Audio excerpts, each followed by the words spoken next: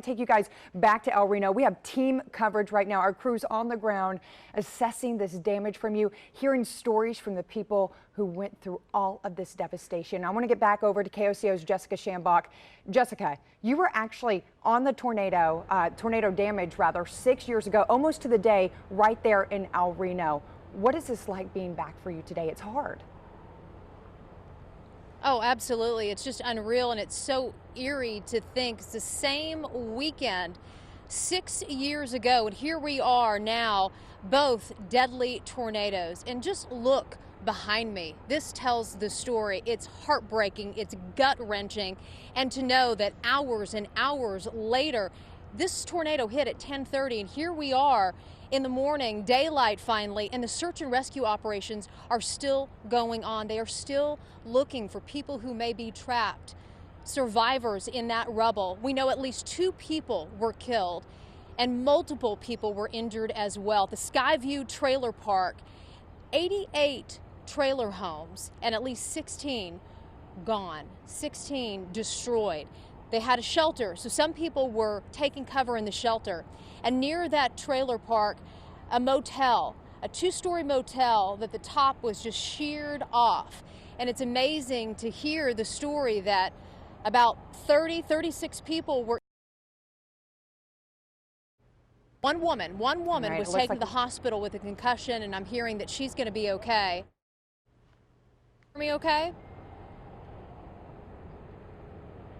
So we're hearing that one woman is going to be okay who was taken to the hospital from that motel.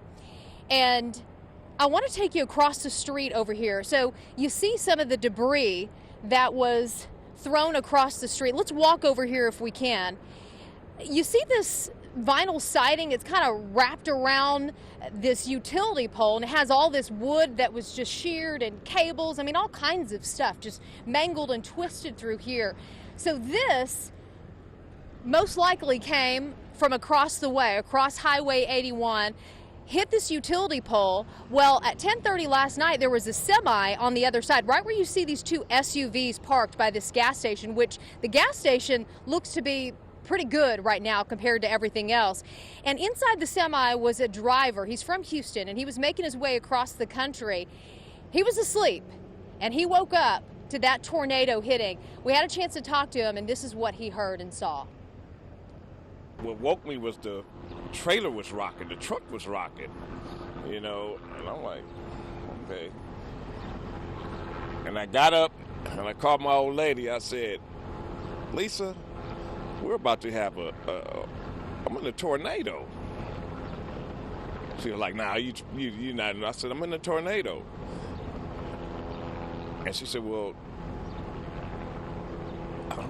what are you going to do? I said, what can I do?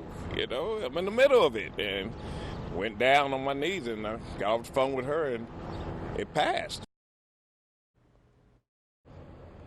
And that is amazing that he rode it out in his semi-truck. He said the wind was howling, his semi was shaking, and he was scared. He was scared for his life, but he was spared, and he was okay. And he just couldn't believe when he finally saw the devastation of what took place here. I mean, just about 100 yards away from him. And so here at the gas station, the cleanup is already taking place. You see crews right here. They've been picking up some of the debris that's kind of strewn about their property. They're getting in the back of that truck. They have more trucks coming that are on the way. They have lots of just kind of sheared wood throughout the lawn here, and just bits and pieces of who knows what, cables and all sorts of things, twisted metal as well. They're trying to clean up their property. So that's happening here. And then just across the street, you still have first responders who were in that mobile home area, that trailer park, and they're still looking for people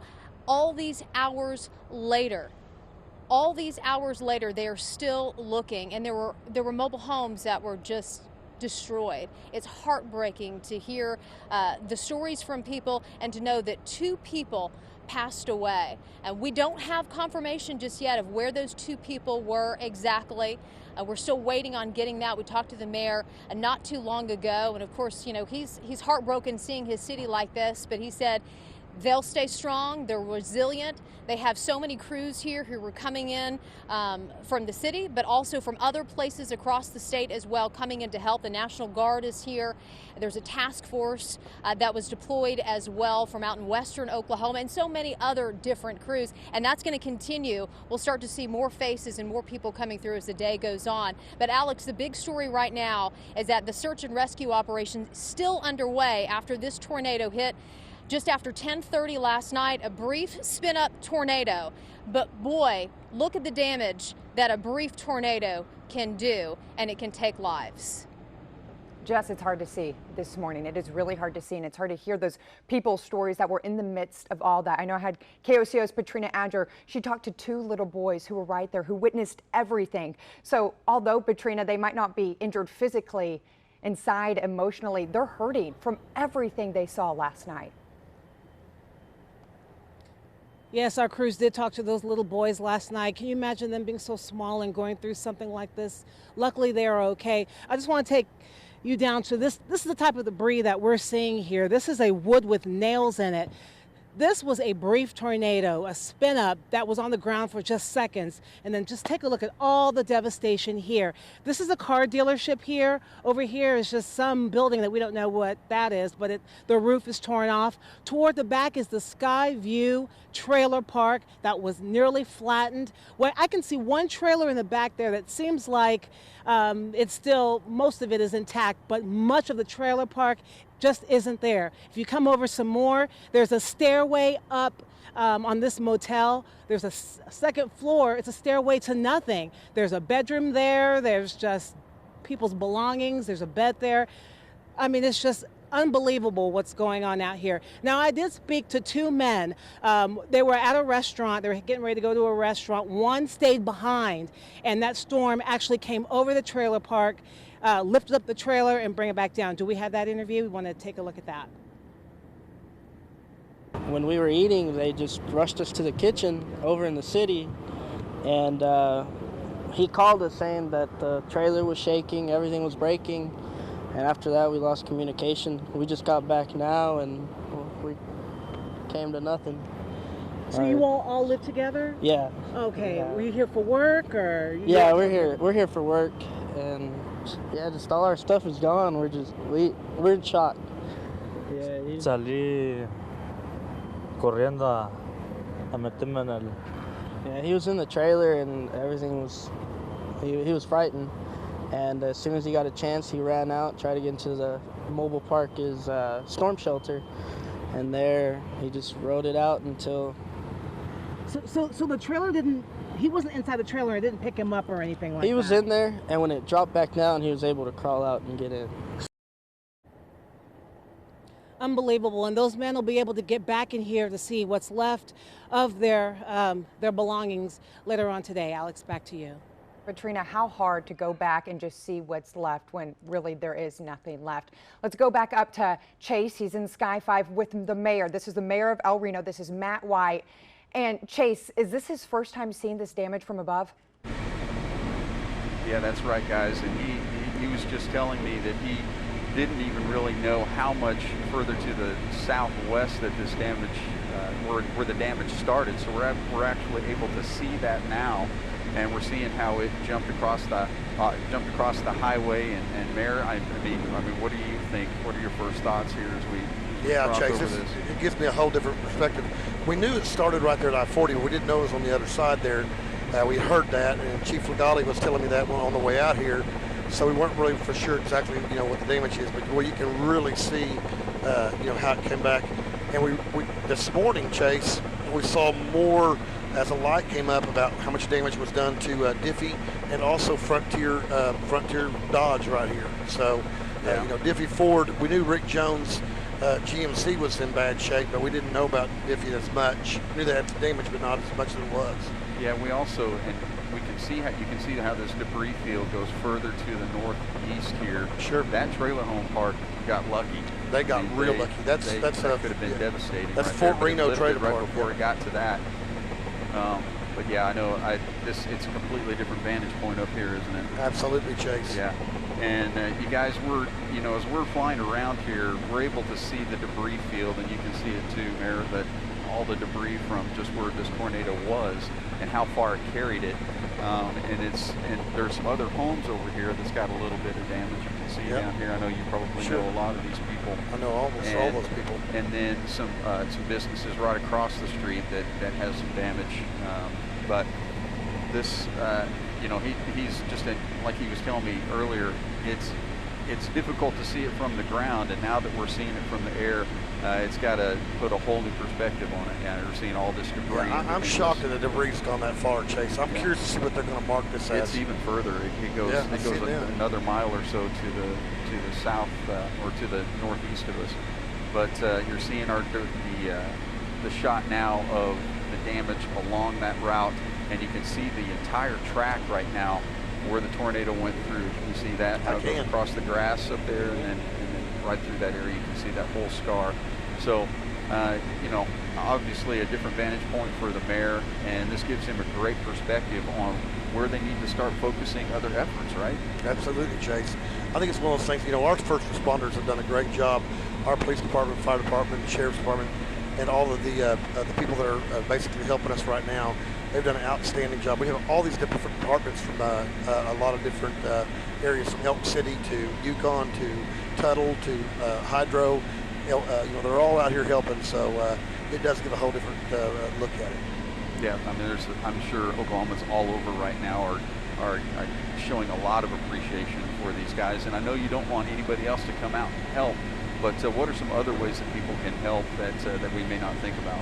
I think the main thing is, Chase, what we're trying to really do at this point in time is assess what we're doing and find out what the needs of the people that are displaced now or that are hurt, that maybe the loss of life of the two people that we've lost life. We need to find out exactly, what their needs are and find out how we need to help those people. And we're going to do that next couple hours and days, and we'll have a list together of what those people need. El Reno is such a strong, great community. We've always stuck together. We've gone through the largest tornado on register, Chase, was 6 years ago. I know, this I month, that one. This that month, was just devastating. But this community sticks together. We're a tight knit group, and we always help our neighbors and help our citizens. And you've already seen a lot of that. We've already seen a lot of that today, and you're going to see a lot of that the next couple of coming weeks and everything else. Well, and I know you've been dealing with a whole lot lately with the floods that have gone through, with all these storms that have come through, and now having to deal with the aftermath of this devastating, deadly tornado that came through your town. And so we know you've been awake for quite a while. You're probably not going to go to sleep for a while, but we appreciate everything that you're doing. Appreciate you, Chase. I appreciate this view. The water, the flooding that we've had last week. You look at these ponds out here.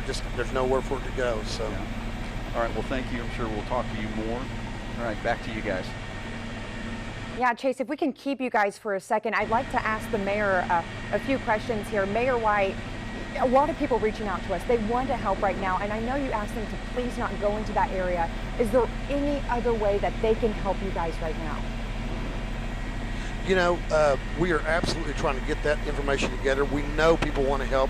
It's devastating. We want their help, and we're going to depend on some people's help. I think the main thing is, don't forget, we're still during the current search and rescue to kind of finish up all of our dotting our I's and crossing our T's at that point in time. Let us do that. Let us assess everything to see what the needs be. And like I was telling Chase, in the next couple of hours or days, we'll absolutely have needs for those families and for our community. If we could just stay out of the first responders' way at this point in time, let them do the job. And, we don't need a lot of looky-loos over there and people going over there and getting in their way, because those people got to get in and out. Those first responders got to get in and out with the equipment and everything else in the next couple of days. So if we can just kind of stay out of their way, let them do their job, that's the main thing. And yes, we're going to need help, and we're going to tell you what that help will be in the next couple of hours and days. All right, Mayor White, we appreciate that so much. And I know you said earlier, El Reno is such a tight-knit community, a very strong community. You guys have been through this before. As the mayor, how do you pick up your community from this? I know a lot of people waking up and they're hurting in El Reno, and they're down this morning. I've been mayor. I'm a fourth generation El Renoite, and I've lived here all my life. We're family here. We're a group of 20,000 people, but we're all family. We know everybody. I mean, I know everybody in town. I know all their kids, and I don't have to pick them up. They're going to pick us up. I mean, everybody's in this thing together. And the bottom line is that we have a great religious community. As far as I know, the Minister Alliance have already been contacted by several of our pastors here that are praying for us. We really want all the Oklahomans to pray for us. That's what we need right now at this point. The immediate deal is to pray for our citizens, to give us the strength to pick the pieces up, which we will, and we can do that. So that's what we need more than anything else. We're just a good, tight-knit group. You're hearing from Mayor Matt White, the mayor of El Reno, on another dark day for this city, a tight-knit community. He said they are family. The mayor getting emotional at times, talking about the devastation here after a tornado tore through here just after 10:30 last night. The mayor saying at least 29 people injured from minor to critical condition, and some of them even in surgery right now, still fighting at this point. 2 people passed away. The medical examiner working to notify relatives, and a search and rescue operation still going on. They have a grid set up where they're starting to work in that trailer park, or continuing to work in the trailer park, I should say, and then making their way across the area. They want to make sure that everyone is accounted for, specifically in that trailer park area. Everyone's accounted for. Where this motel is right here, this half of motel really is what's left of it. We're also learning some information from the National Weather Service. They tweeted out that this tornado was at least an EF2. They said that's a strong tornado. An EF2 is a strong tornado and can do considerable damage. As you can see here, EF2 carries up to 135 mile-per-hour winds. At this point, the city is asking for cash donations, monetary donations. They've had a lot of people dropping off stuff at the VFW, which has been great and generous, but what they really need are cash donations so they can make sure they get the victims what they need. The way you can do that to donate is go to the City of El Reno's Facebook page. They have a GoFundMe account that's set up. You can look for that link on the City of El Reno's Facebook page right now. You may hear some of the noise behind me. That's because the cleanup is going on right here now. Search and rescue still underway, and the cleanup is beginning at this point. We have live team coverage for you. We've been here for you all night long, and we're going to be here all day long as well. Look for live team coverage online on KOCO.com as well as the KOCO mobile app, and we'll have you covered here with live reports tonight at 5:30. Look for more updates on this deadly, destructive tornado that tore through the city of El Reno. It's been a dark day, but as we've heard the mayor say, they will come back strong as they've done in the past, and they'll continue on to do so. They're resilient, and they're a close community, and they'll make it through, especially with the help of other Oklahomans. Thanks for joining us for our extended coverage tonight into today, this morning, and we'll keep you covered this evening as well, right here on KOCO 5 News on the KOCO mobile app as well.